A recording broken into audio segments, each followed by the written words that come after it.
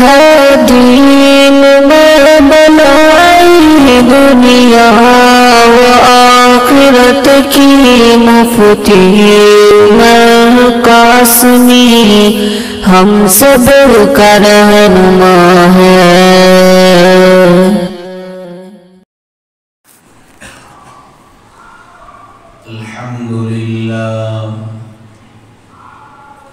الحمدللہ نحمده ونستعینه ونستغفره ونؤمن به ونتوکل علیه ونعوذ باللہ من شرور انفسنا ومن سیئات اعمالنا من يهده الله فلا مضل له ومن يضلله فلا هادي له ونشهد أن لا إله إلا الله وحده لا شريك له ونشهد أن سيدنا وسندنا ومولانا محمدا عبده ورسوله صلى الله عليه وعلى آله وأصحابه وبارك وسلم تسليما كثيرا أما بعد فقد قال الله تبارك وتعالى في القرآن المجيد أعوذ بالله من الشيطان الرجيم بسم الله الرحمن الرحيم ظهر الفساد في البر والبحر بما كسبت أيدي الناس آمنت بالله صدق الله العظيم وصدق رسوله النبي الكريم ونحن على ذلك لمن الشاهدين والشاكرين والحمد لله رب العالمين اللهم صل على محمد وعلى آل محمد في أول كلامنا اللهم صل على محمد وعلى آل محمد في أوسط كلامنا اللهم صل على محمد وعلى آل محمد في آخر كلامنا میرے معزز بزرگان دین، عزیز نوجوان بھائیوں،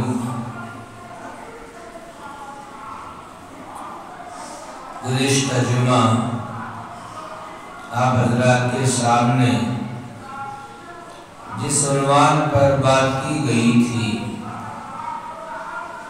اس عنوان کی کچھ باتیں باقی تھی،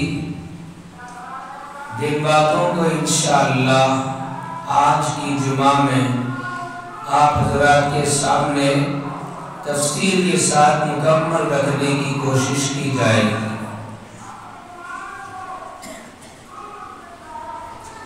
ابھی قریب میں جس ملک کے جس علاقے میں زلزلہ آیا، اس کے تعلق سے ہر آدمی باخبر ہے، ہر آدمی کی نظروں سے وہ نظارے، وہ منظر، وہ ویڈیوز، ساری وہاں کی تفصیلات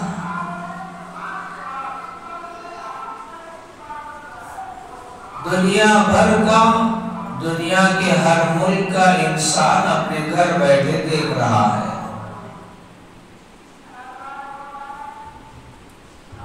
سوال یہ پیدا ہوتا ہے کہ اللہ تبارک و تعالی ایسے زلزلے کیوں برپا کرتے ہیں؟ وقتاً فوقتاً زلزلے کیوں آ رہے ہیں؟ زلزلے آنے کی وجہ کیا ہے؟ کوئی حکمت، کوئی مصلحت اور کسی وجہ کے بغیر اللہ تبارک و تعالیٰ کا کوئی کام نہیں ہوتا۔ اتنا بڑا جو حادثہ دنیا میں اس وقت ہوا ہے، یہ کیوں ہے؟ ہم سب کو اس کے بارے میں جاننا ضروری ہے تاکہ ان وجوہات سے، ان اسباب سے اپنے آپ کو بچانے کی، اپنے معاشرے کو بچانے کی ہم کوشش کریں۔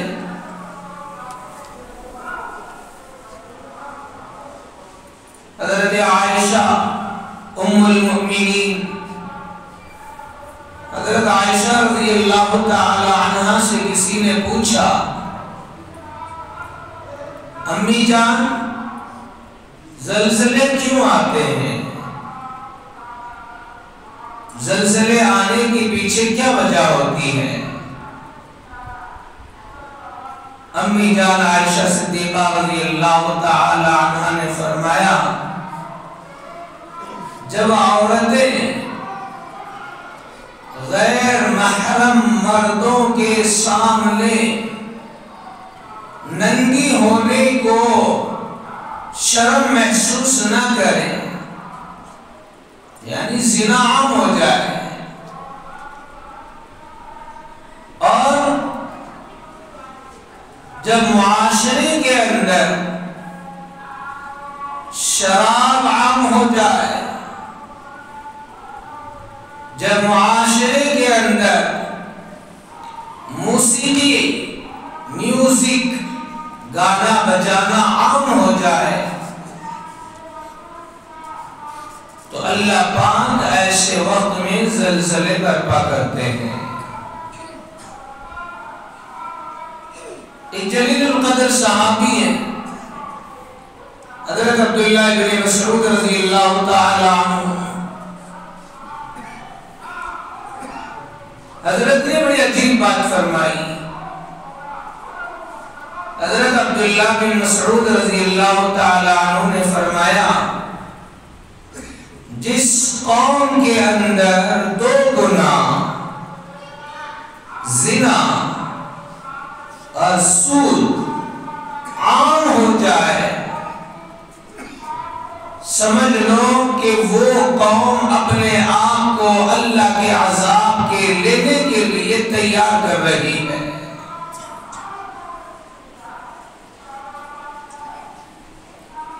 تو یہ دو باتیں اس وقت ہمارے سامنے ہیں۔ ایک طرف امی جان حضرت عائشہ رضی اللہ تعالیٰ عنہ بتا رہی ہے زلزلے آنے کے پیچھے کیا وجہ، ایک طرف حضرت عبداللہ بن مسعود رضی اللہ تعالیٰ عنہ فرما رہے ہیں کہ زلزلے آنے کی، اللہ کا عذاب آنے کے پیچھے کیا وجہ ہے۔ ان دونوں باتوں کو سامنے رکھنے سے چند گناہ ہمارے سامنے آئے۔ یہ گناہ اگر کسی معاشرے میں ہے، یہ گناہ اگر کسی قوم کے اندر ہے، اور کوئی معاشرہ ان گناہوں میں مبتلا ہے، تو یہی گناہ زلزلوں کے آنے کی وجہ بنتے ہیں۔ انہی گناہوں کی نحوست سے اللہ کا عذاب اترتا ہے، چاہے وہ زلزلے کی شکل میں ہو، سیلاب کی شکل میں ہو، تیز ہوا کی شکل میں ہو، بہرحال اللہ کا عذاب آتا ہے، اس کے پیچھے یہ گناہ ہے۔ ذرا اپنی قوم پر نظر ڈالیں، جس معاشرے میں میں اور آپ رہتے ہیں اس معاشرے پر نظر ڈالیں، اس سماج پر، اس سوسائٹی پر، ہماری بستی، ہمارا علاقہ، ہمارا محلہ، ساری امت، کیا آج ہمارے معاشرے میں یہ گناہ نہیں ہے؟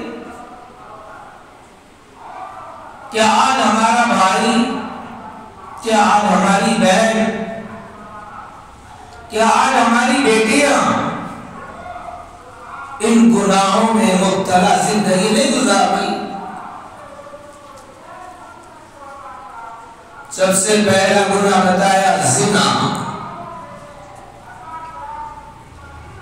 بدکاری، بہت سخت گناہ، بہت بڑا گناہ۔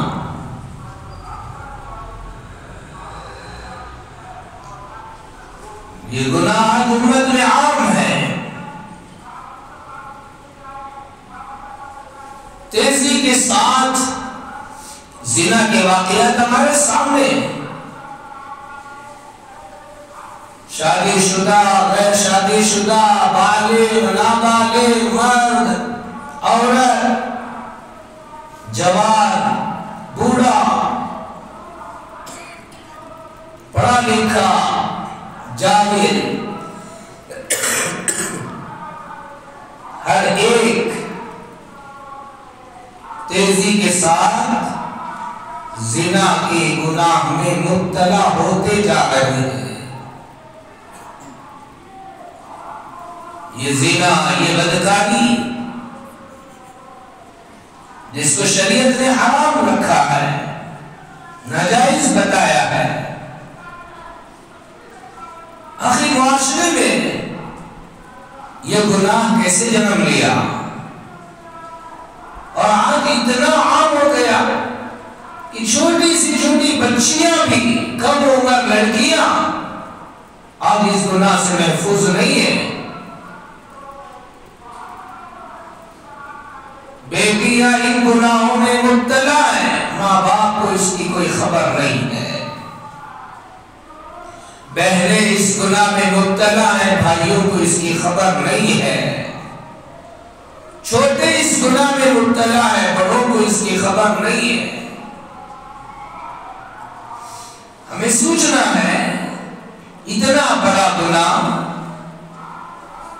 جسے کرنے کے لیے انسان 10 بار 100 بار سوچتا ہے، پہلے تو کرنے تیار نہیں ہوتا، مگر کیا وجہ ہے آج دھڑلے سے یہ گناہ ہوتے جا رہے ہیں؟ اس کے پیچھے ریزن کیا ہے؟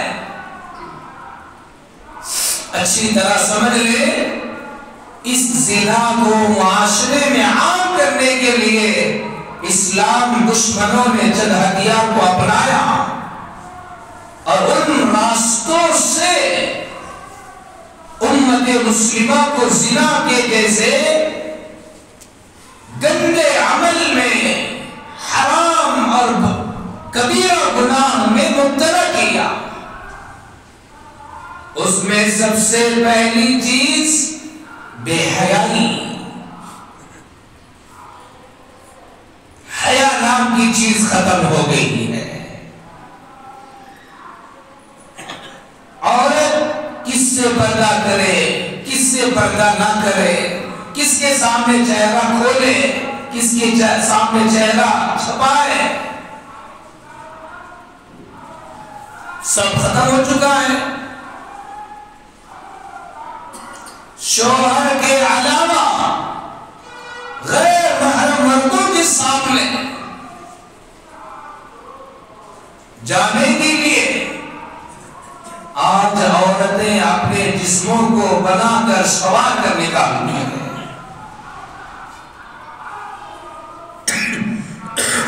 شاپنگ کرنا ہے،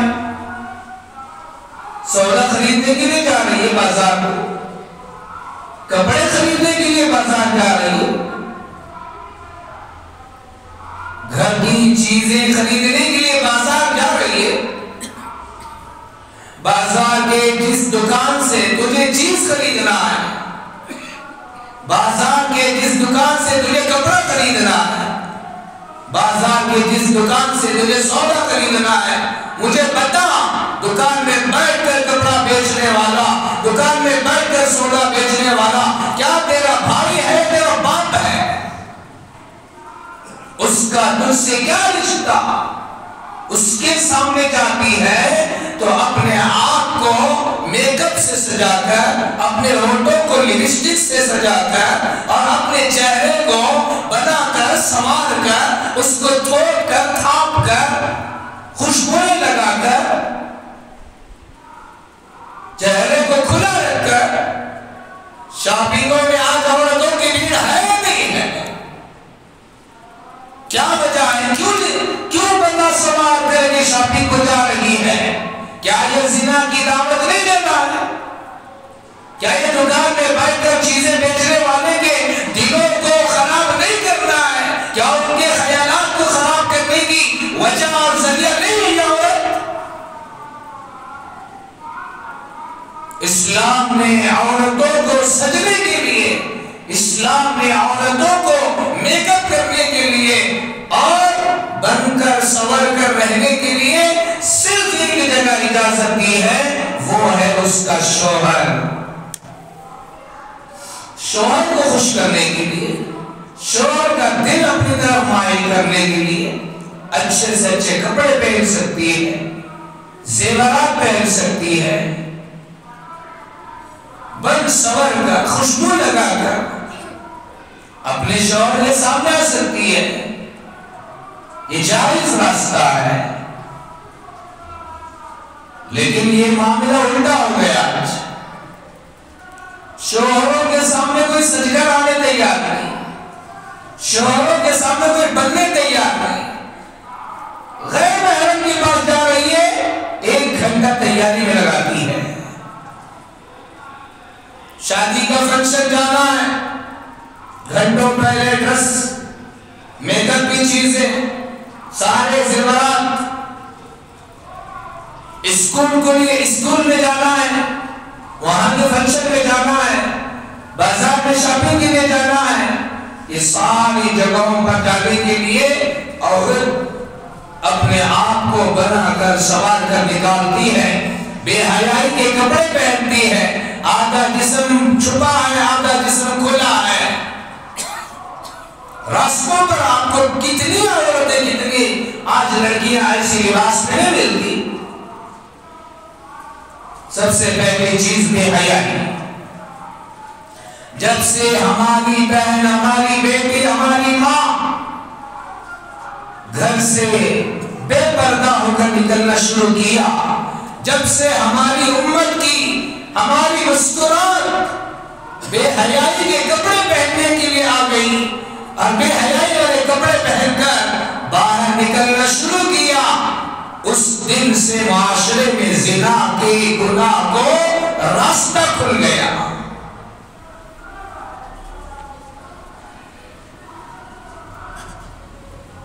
دوسری وجہ، دوسرا ہتھیار زنا معاشرے میں عام کرنے کے لیے سینما بازی، فلم انڈسٹری۔ کیا دکھایا جا رہا ہے ایک فلم بنا کر؟ اس فلم کے پوسٹروں کو جگہ جگہ لگا کر کیا دکھانا چاہتے ہیں پبلک کو؟ ننگا ناچ،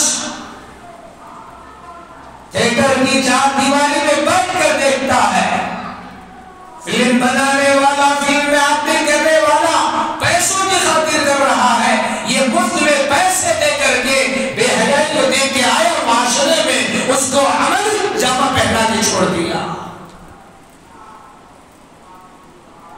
فلموں کے ذریعے سے، ٹی وی چینلوں کے ذریعے سے اسلام دشمنوں نے پروگرام کے بہانے بنا کر، پروگرام کا لیبل دے کر، پروگرام کا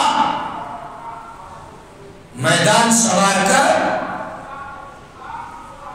سینما گھر کے ذریعے سے بستی بستی پہنچے۔ پھر اس کے بعد جو بچے کچے تھے ان کو بھی اس میں جب کوئی گھر نہ بچے، سینما ہال کے ذریعے سے کوئی بستی نہ بچے، اور ٹی ویوں کے ذریعے سے کوئی گھر نہ بچے۔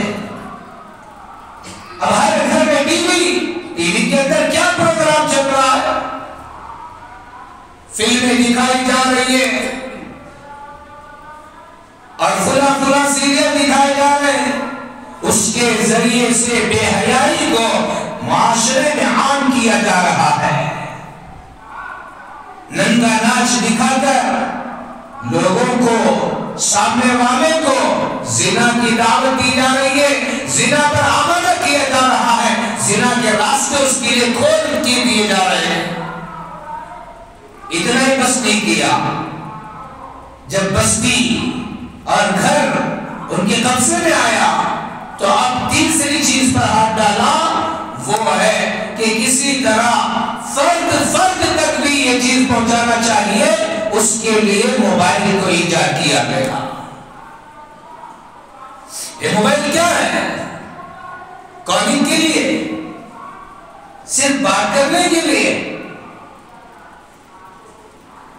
بہانہ ہے کال کرنا، اور مقصد ہے زندگی کو کالا کرنا،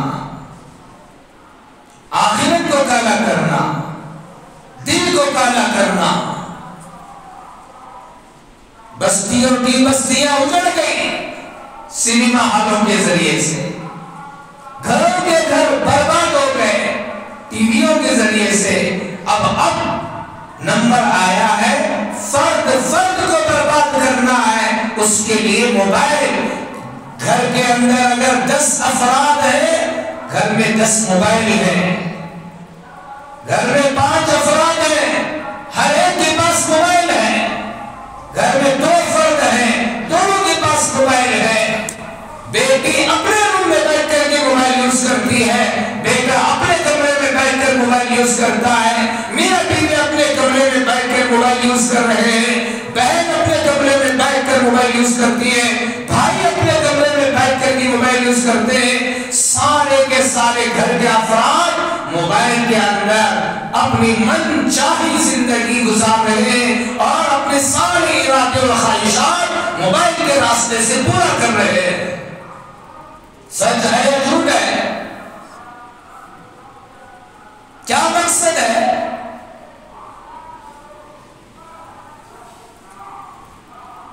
صرف موبائل ہوتا اور موبائل کے اندر صرف گیمز ہوتے اور موبائل کے اندر کچھ ریچارج کر کے کال کرنے کا ہوتا، میسج کرنے کا ہوتا، اتنے حد تک تو ٹھیک تھا، مگر موبائل کو جس مقصد کے لیے بنایا تھا اس مقصد کو انہوں نے اس میں پوری طرح داخل کر دیا، وہ ہے انٹرنیٹ۔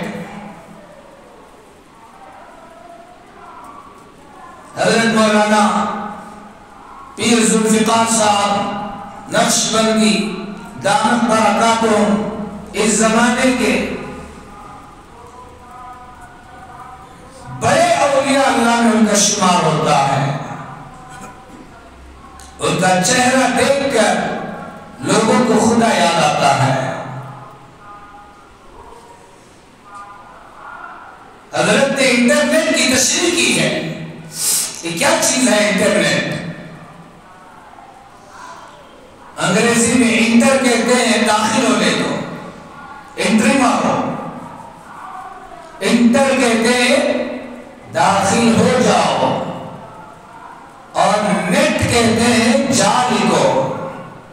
جو والی بال کھیلنے والے ہیں، وہ والی بال کے کھیل میں دونوں ٹیموں کے بیچ میں ایک چیز کو باندھ دیا جاتا ہے، کیا کہتے ہیں؟ نیٹ کو، جال ہے۔ کپڑوں کے بازاروں میں، دکانوں میں لڑکیوں کے لیے ڈریس ملتے ہیں جس کا نام ہے نیٹ کے ڈریس۔ وہ کیا ہوتا ہے؟ وہ جالی کا کپڑا ہوتا ہے، اس کو نیٹ والا ڈریس کہتے ہیں۔ تو نیٹ کے معنی جال اور انٹر کے معنی داخل ہونا، پھنس جانا، جال میں پھنساؤ۔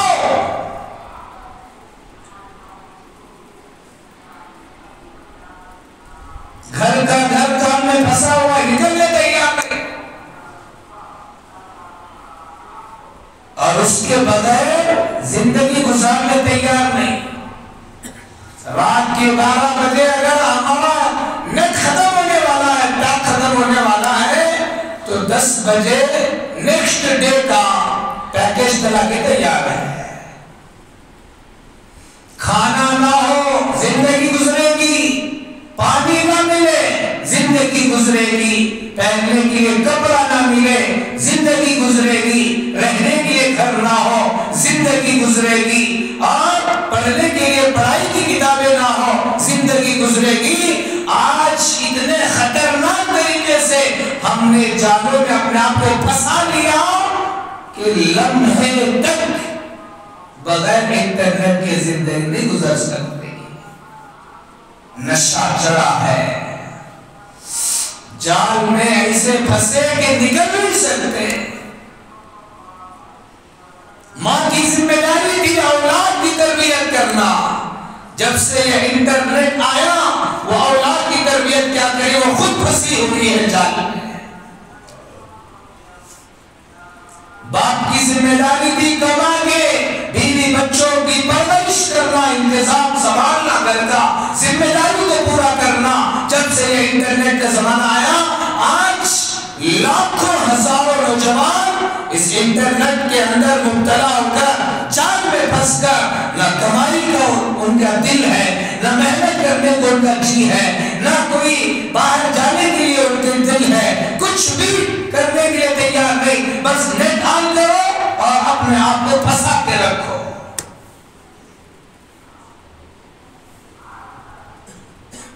گھر کے حال میں 4 گھر کے ممبر بیٹھے ہیں، چاروں کو چاروں ایک دوسرے کی صورت دیکھنے تیار نہیں، سب کا قبلہ اسکرین. منہ میرا کعبہ شریف کے تابع اسلام کا اللہ اکبر. اب ساری امت کا قبلہ چینج ہو چکا. اب کوئی نہیں کہتا منہ میرا کعبے کے، سب کہتے منہ میرا موبائل کے. منہ اٹھانے نہیں اور نہیں ہے گھنٹے اسے پہلے. اتنا گر رہا، اتنا گر رہا، اتنا گر رہا. میں تو کہتا ہوں اگر جتنا موبائل کو گھورا جا رہا ہے، اتنا اگر قرآن کو گھور لیتا تیرا دل سنور جاتا. اتنا اگر تیری ماں کو دیکھتا تیرے جنت کے فیصلے ہو جاتے. اگر اتنا تو تیرے باپ کو رحمت کی نظر سے دیکھ لیتا تیری قبر سنور جاتی. جتنا آج امت کا نوجوان موبائل کو دیکھ کر کے زندگی اور آخرت کو برباد کرنے پہ لگا ہوا ہے.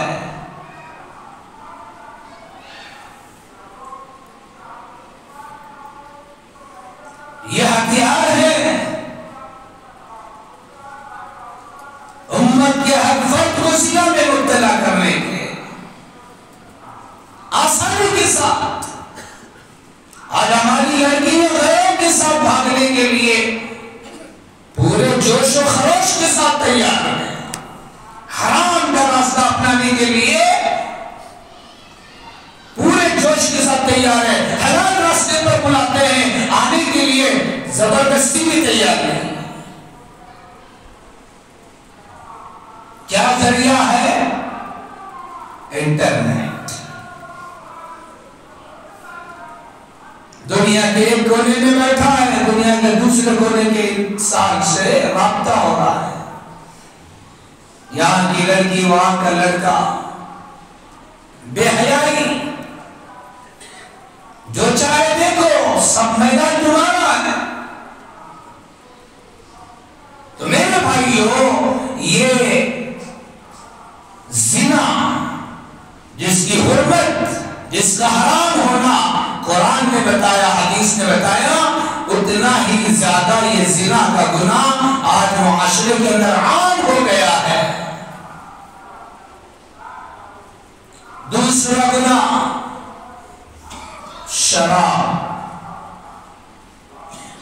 شراب نوشی، شراب پینا اور نشے کی دوسری چیزیں میں استعمال کرنا. نشہ صرف شراب میں نہیں ہے، نشہ دوسری بھی چیزوں میں ہے.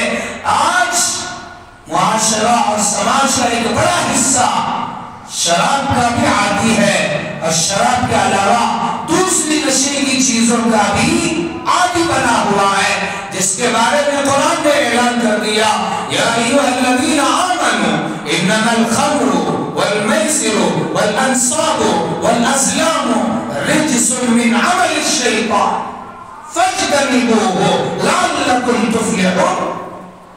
اے ایمان والوں، اے کلمہ پڑھنے والوں، اے نماز پڑھنے والوں، اے آخرت کو ماننے والوں، اے جنت کو ماننے والوں، اے جہنم کو ماننے والوں، اے صحابہ کو ماننے والوں، اے نبی کے ماننے والوں، اے قرآن کے ماننے والوں، یا ایھا الذین آمنوا، تم سے کہا جا رہا ہے۔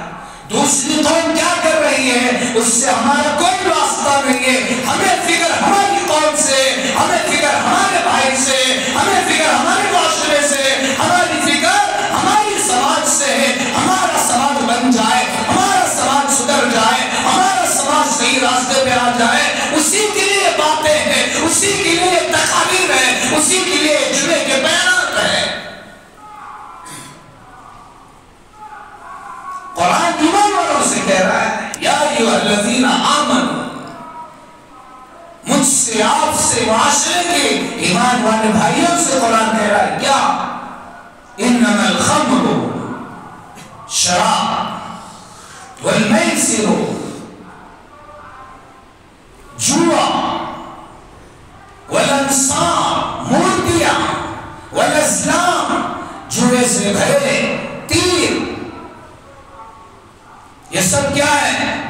رجس من عمل الشیطان، یہ سب گندے کام ہے اور شیطانی کام ہے۔ دو باتیں کہیں، ایک تو گندے، کوئی اچھا کام نہیں ہے شراب پینا، شراب پینا کوئی اچھا کام نہیں ہے، جوا کھیلنا کوئی اچھا کام نہیں ہے، اچھے انسان کا کام بھی نہیں ہے۔ مورتیوں کو پوجنا، مورتیوں کے سامنے ہاتھ جوڑنا، مورتیوں کے سامنے پیشانے ماتھا ٹیکنا کوئی اچھا کام نہیں ہے۔ یہ سارے کے سارے کام رجسن، گندے ہیں۔ اسیم اتنا نہیں کہا من عمل الشیطان، یہ سارے کے سارے کام شیطانی کام ہیں، شیطانی حرکتیں ہیں۔ شراب پینا شیطانی کام ہے، جوا کھیلنا شیطانی کام ہے، شیطانی حرکت ہے۔ مورتیوں کے سامنے ماتھا ٹیکنا، ہاتھ جوڑ کر کھڑا ہونا شیطانی حرکتیں ہیں۔ فاجتنبوہ، سب کو چھوڑ دو۔ شراب کی لت پڑی ہے، توبہ کرو، شراب کے قریب بھی نہ جانا، جوئے سے اپنے آپ کو بچاؤ۔ یہ سارے گندے کاموں سے، یہ سارے شیطانی کاموں سے اپنے آپ کو بچاؤ۔ لعلکم تفلحون، اگر بچو گے ہو سکتا ہے تم کامیاب ہو جاؤ۔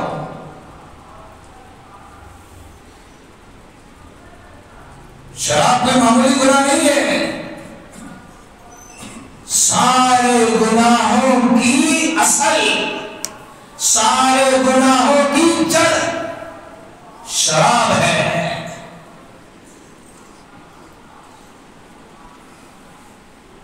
اس ایک گناہ میں جو مبتلا ہوتا ہے وہ آسانی کے ساتھ دوسرے گناہ بھی کر لیتا ہے، اسے بولنے کی ضرورت ہی نہیں۔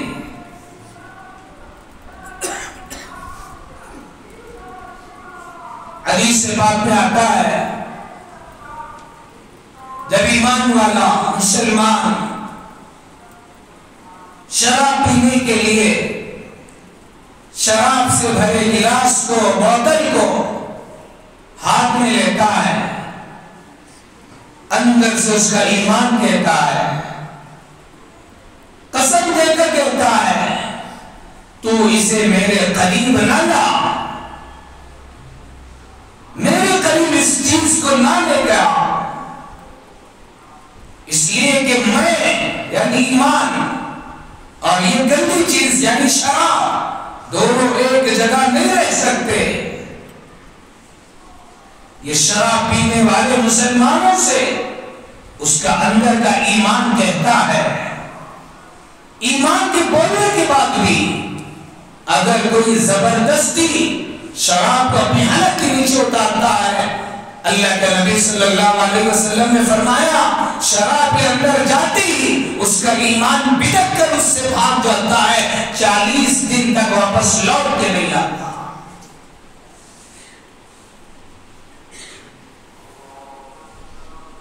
ایمان کی نعمت سے محروم کرنے والا گناہ شراب ہے، ایمان کا نور نکل جاتا ہے، پھر زندگی ایسے ہو جاتی ہے کہ نہ اچھے کی تمیز، نہ برے کی تمیز، نہ خدا کی تمیز، نہ رسول کی تمیز، نہ دنیا کی نہ آخرت کی۔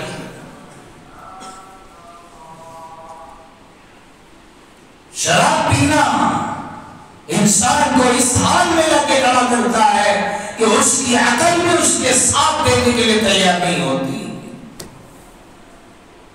اللہ نے جو عقل دیا ہے ہر انسان کو، اسی عقل کے ذریعے سے انسان اچھے برے کی تمیز کرتا ہے، جائز ناجائز کی تمیز کرتا ہے، کہاں مجھے بیٹھنا ہے کہاں نہیں بیٹھنا، کہاں سونا ہے کہاں نہیں سونا، اور کہاں مجھے کیا کھانا ہے کیا نہیں کھانا، کیا بولنا کیا نہیں بولنا۔ یہ تمیز عقل سے ہوتی ہے۔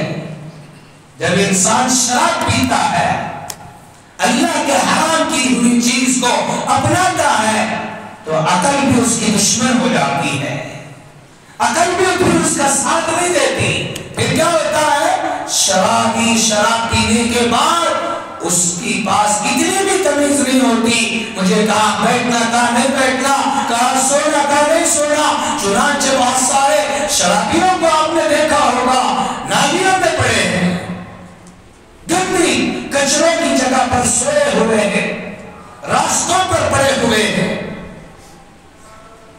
انہیں نہ ان کے کپڑوں کی کوئی تمیز ہے نہ ان کے کپڑوں کا انہیں خیال ہے، اور شراب پی کے گھر آیا، گھر میں ماں ہے، بیوی ہے، بیٹی ہے، بہن ہے، کچھ بھی نہیں ہے، بس بہن کو بیوی سمجھ لیا، بیٹی کو بیوی سمجھ لیا، اور اس کے ساتھ بیوی والا حرکت کر دیا۔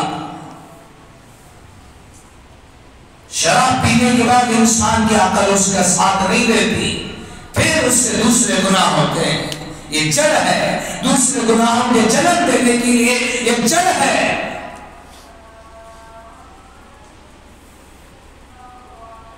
بنی اسرائیل میں غالباً ایک بہت بڑے عبادت گزار انسان تھے جو بہت زیادہ عبادت کرتے تھے، نیک کاموں میں زندگی گزارتے تھے۔ ان کے زمانے کی ایک مالدار عورت نے یہ خیال کیا کہ اس آدمی کو کسی طرح پھنسانا چاہیے،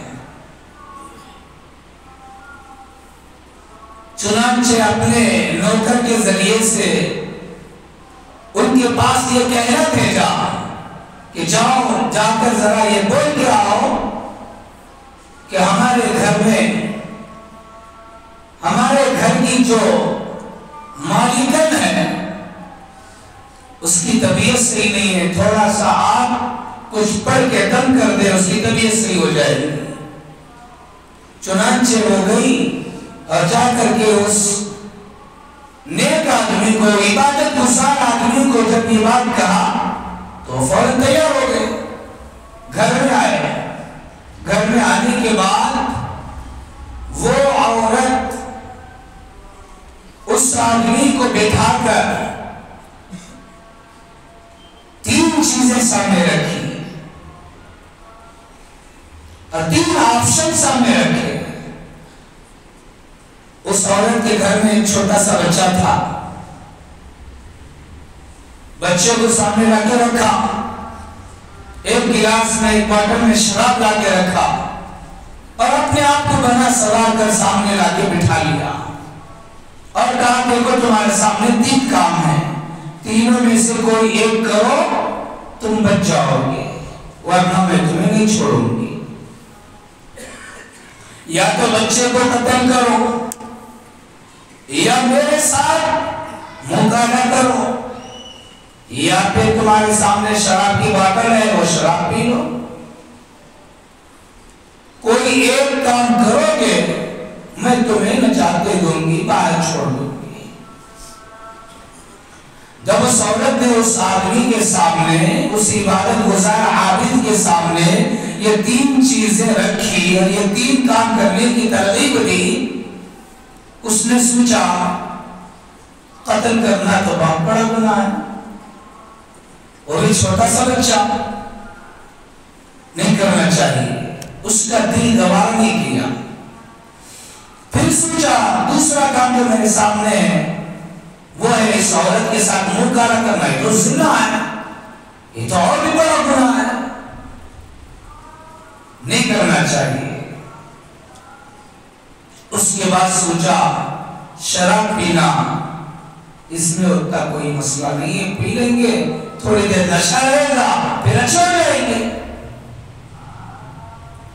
چنانچہ شراب کی باٹل کو ہاتھ لیا اور پوری شراب پی لیا۔ شراب کے جام، شراب کے باٹل ایک کے بعد ایک، ایک کے بعد ایک، ایک کے بعد ایک جو لیا ہے اور اس شراب کو جو اندر ڈالا، اتنا نشے میں چور ہوا اسے اپنے آپ کی نہ ہوش ہے نہ کوئی تمیز ہے۔ اس نشے میں آ کر بیچارے نے اس بچے کو بھی قتل کیا، اس کے بعد اس عورت کے ساتھ زنا بھی کیا، اسے پتا نہیں کہ کیا ہو رہا ہے میرے ساتھ۔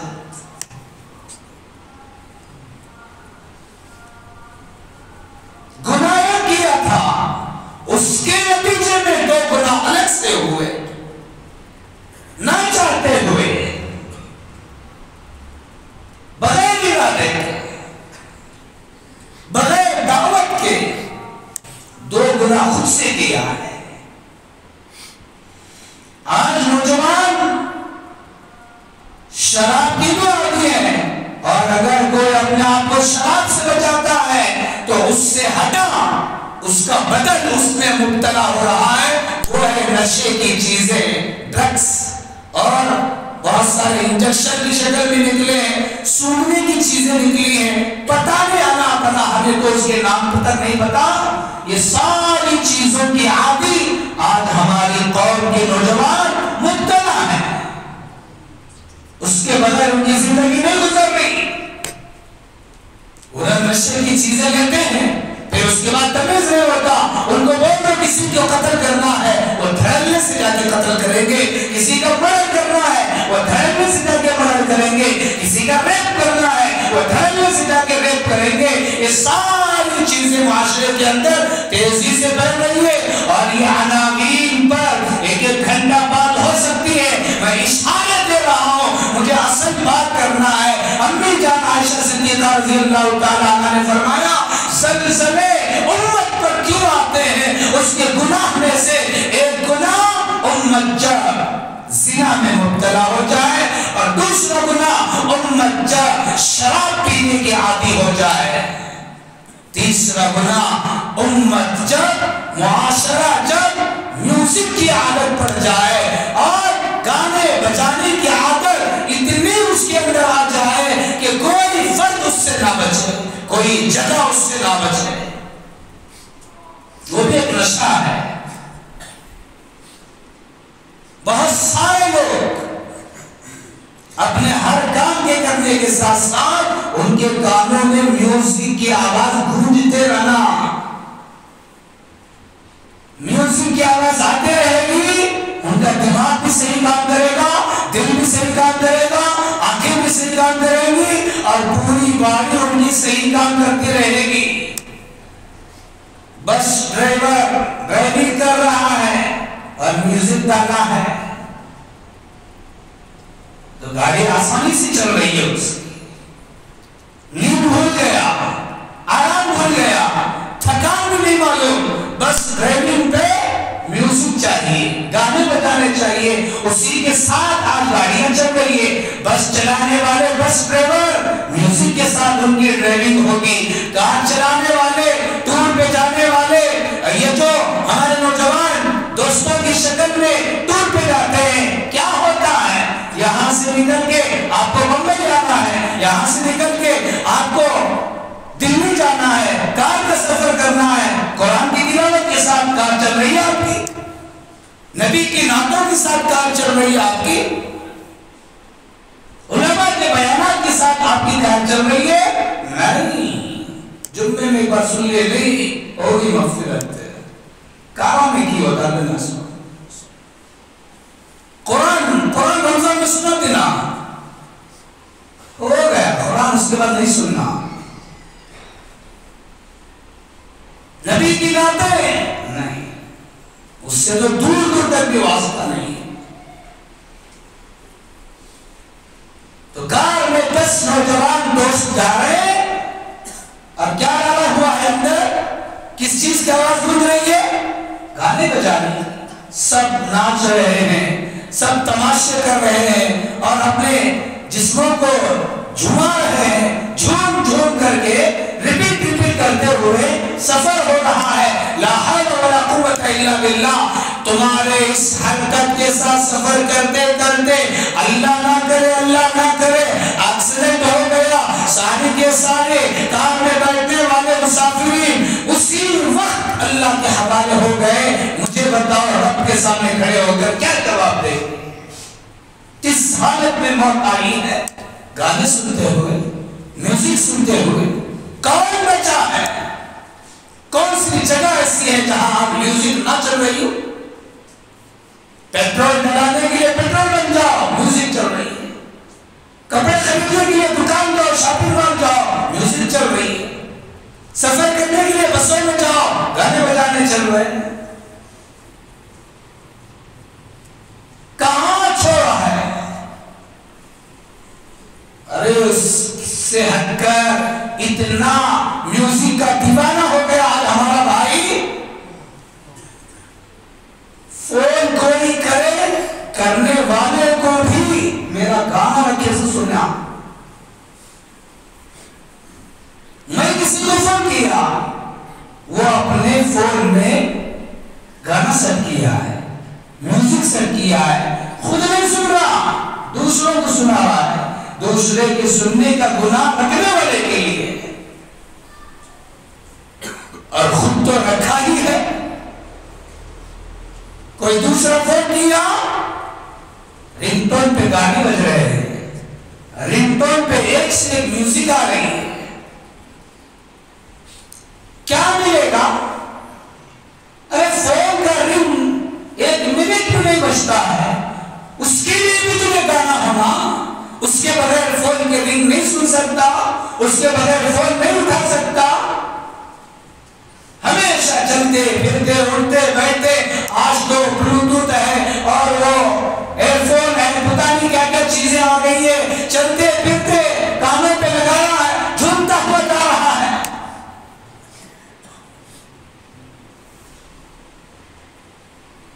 میوزک سنتے رہے تو اندر سے روح خوش ہوتے رہتی، میوزک سنتے رہے تو اندر سے پاور آتے رہتا، میوزک سنتے رہیں گے تو ہمارا جسم صحیح سالم رہے گا۔ میوزک چھوٹ گئے، اندر سے بیمار ہو گئے، نہ کام کرنے دل ہے، نہ ڈرائیونگ کرنے دل ہے، نہ شاپنگ کرنے دل ہے، نہ گاڑی چلانے دل ہے۔ کیوں؟ میوزک کانوں میں نہیں بج رہی ہے۔ شاپنگ مال میوزک سے بھرے، پیٹرول بنک میوزک سے بھرے، سواریوں کی گاڑیاں میوزک سے بھری ہے، موبائل میوزک سے بھرے۔ اتنا ہی نہیں، مسجدیں بھی میوزک سے بھر چکی ہے۔ آج مسجدیں بھی خالی نہیں ہیں میوزک سے۔ مغرب کی نماز چل رہی ہے، امام صاحب رکعت باندھے ہیں، جہری قرات کرنا ہے، بہترین کوئی ایک رکوع جس میں اللہ نے جنت کا تذکرہ کیا ہے۔ مغرب کی نماز میں امام صاحب نے شروع کیا، مصلیوں کو عربی آتی نہیں، میننگ آتی نہیں قرآن کی، کیا بول رہا ہے اللہ پتہ نہیں، لیکن پھر بھی امام صاحب کے انداز اور امام صاحب کی آواز پر لوگ کان لگا کے سن رہے ہیں، توجہ کے ساتھ نماز پڑھ رہے ہیں۔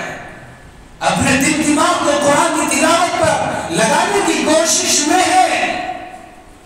اتنے میں مصلی آیا, وضو بنا کے صف میں کھڑا ہوا. ابھی امام صاحب رکوع کو بھی نہیں گئے, ان آنکھوں کھڑے سے دوسرے منٹ میں اس کا فون بجا. وہ فون میں کیا آواز؟ زبردست گانا فٹ کیا ہے, یا زبردست گانے کی میوزک فٹ کیا ہے. یہاں امام صاحب کی قرات پر دل لگانے کے لیے ابھی کوشش کر لے کچھ ہی, یا شیطان آپ کو بیچ میں کانٹا ڈالا. 5ویں صف میں اگر وہ رنگٹون بجتی ہے, پہلی صف میں کھڑے ہوئے مصلی کو اس کے گانے کا پورا نظارہ سامنے آتا ہے. وہ کون گایا, کون سی فلم کا گانا؟ وہ فلم کے گانے میں انہیں ہیرو اور ہیروئن کیا اسٹپ سے ڈانس کیے ہیں, کون سے کپڑے پہنے ہیں, کون سی جگہ پر یہ گانا چلا ہے, وہ پورا کچرا لاکھوں شیطان ڈالا. ساری مسجد کی نمازیوں کی نماز آمین ہے, اور نہیں ہو رہا ہے. میں مسجد جا رہا ہوں, میں نماز کے لیے جا رہا ہوں, مجھے فون آیا تو اٹھا بھی نہیں سکتا. نماز میں سوئچ آف کرنا چاہیے, سائلنٹ کرنا چاہیے, دیکھنا چاہیے. بے خبری میں دھڑکنے سے گھس گئے, وضو بنا کے سیدھے آگے کھڑے ہو گئے اور اپنے موبائل کو نہ سائلنٹ میں کیا نہ سوئچ آف کیا ہے. اب وہ رنگ ٹون بجا, ہم ذریعہ بنے پوری مسجد کے مصلیوں کی نماز خراب کرنے کے. پہلی بات تو رنگ ٹون ویسا نہیں رکھنا چاہیے. اچھے سے اچھے رنگ ٹون, سیدھے سادے رنگ ٹون. تو یہ حال ہے آج موسیقی کے ساتھ ہمارا لگاؤ کتنا ہے. تیسرا گناہ. چوتھا گناہ سود, سودی کاروبار, سودی لین دین, رشوت, بیاس. قرآن کریم کھول کر دیکھیں اللہ پاک سود کے بارے میں جب بات کرتا ہے کیا الفاظ استعمال کیا ہے؟ یا ایوہ الذین آمنوا, اے ایمان والو, لا تأکلوا الربا اضعافا مضاعفا. اے ایمان والو, سود نہ کھاؤ. دوسری جگہ اس سے خطرناک الفاظ, یا ایوہ الذین آمنوا اتقوا اللہ وذروا ما بقی من الربا ان کنتم مؤمنین. یا ایوہ الذین آمنوا اتقوا اللہ وذروا ما بقی من الربا ان کنتم مؤمنون. فإن لم تفعلوا فأذنوا بحرب من اللہ ورسولہ. ارے کون ڈانٹا؟ بچے کو باپ ڈانٹے, بچے کا پیشاب نکل جاتا ہے. کام کرنے والے کو دکان کا یجمان ڈانٹتا ہے, نوکری چلے جانے کے خوف سے پاؤں پہ گر جاتا ہے. آفیسر ڈانٹتا ہے, کام کرنے والے لیبر سے ہوش اڑ جاتے ہیں. یہاں اللہ ڈانٹ رہا ہے کسے؟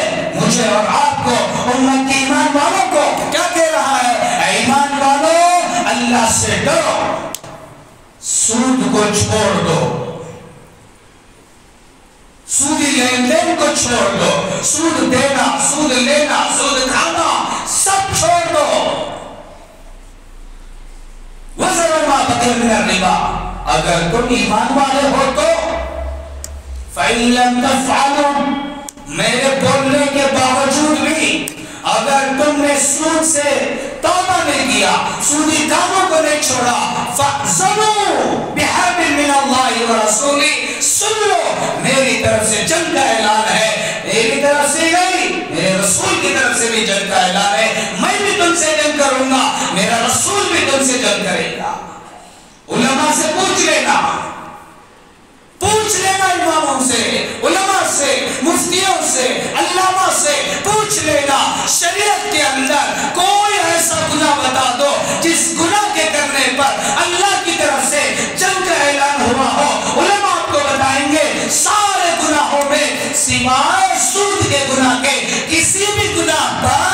اللہ نے سود، اللہ نے جنگ کا اعلان نہیں کیا۔ نماز نہیں پڑھے جنگ کروں گا نہیں کہا، زکات نہیں دیا جنگ کروں گا نہیں کہا، حج نہیں کریں گے جنگ کروں گا نہیں کہا، حرام کاری کریں گے، زنا کریں گے جنگ کروں گا نہیں کہا، شراب پینے پر جنگ کروں گا نہیں کہا، سود کھائیں گے، سودی کاروبار کریں گے، میرا اعلان ہے میں تم سے جنگ کروں گا۔ کس کے ساتھ جنگ؟ خالق کا، مخلوق کے ساتھ۔ ارے ایک سپر پاور ملک دوسرے ملک کے ساتھ جنگ کرتا ہے، امید ہے 99% ہارے گا مگر 1% امید ہے کہ جیتے گا۔ ایک بستی والے دوسری بستی والے سے جنگ کرے، امید ہے 1% تم جیت جاؤ گے جنگ میں۔ ایک خاندان والے دوسرے خاندان والے سے جنگ کرے، 1% امید ہے جیت جاؤ گے۔ دو پہلوان آپس میں لڑائی اور جنگ کرے، امید ہے ایک جیتے گا۔ لیکن یاد رکھ لینا، مخلوق اگر خالق سے جنگ کرنے پر آ جائے 1% بھی امید نہیں ہے تم اللہ سے جنگ کر کے جیت جاؤ۔ ہے کوئی بولنے والا؟ کون ہے بندہ جو اپنے اللہ سے جنگ کر کے جیت جائے؟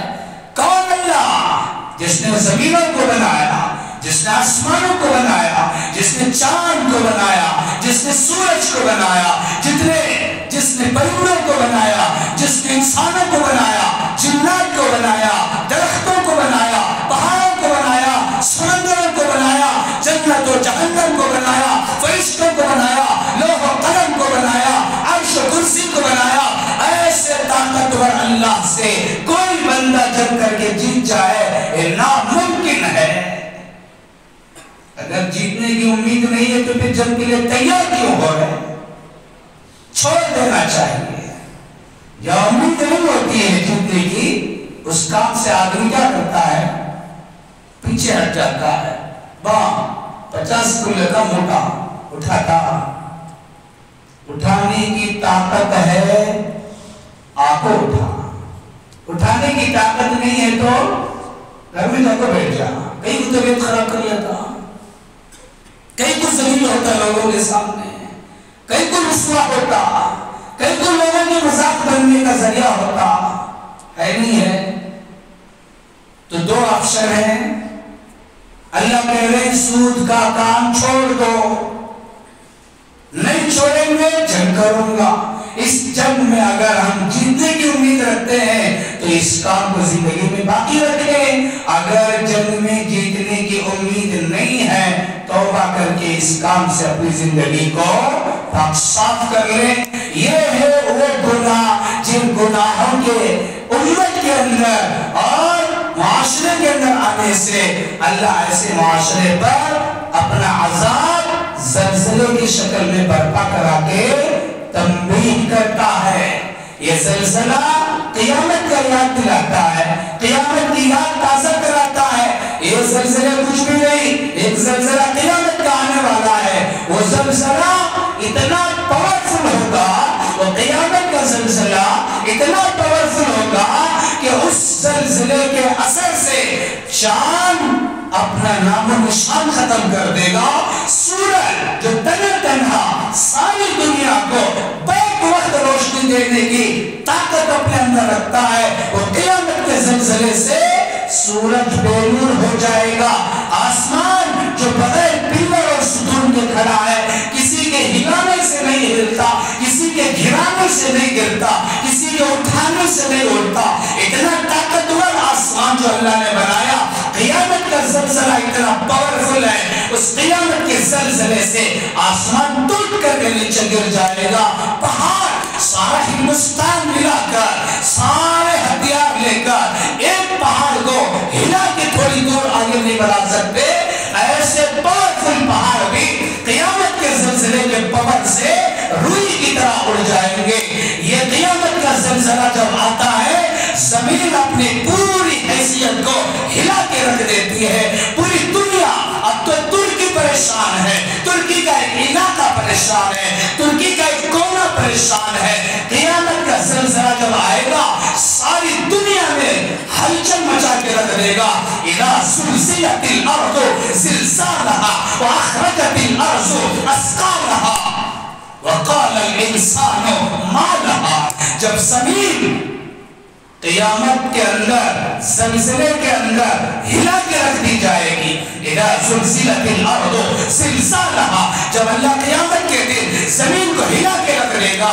واخرجت الارض اثقالها، اور زمین اس دن اپنے اندر کے سارے خزانے، اپنے اندر کے مردے سب اٹھا کے باہر پھینک دے گی۔ اس منظر کو دیکھ کر کے کیا کہے گا؟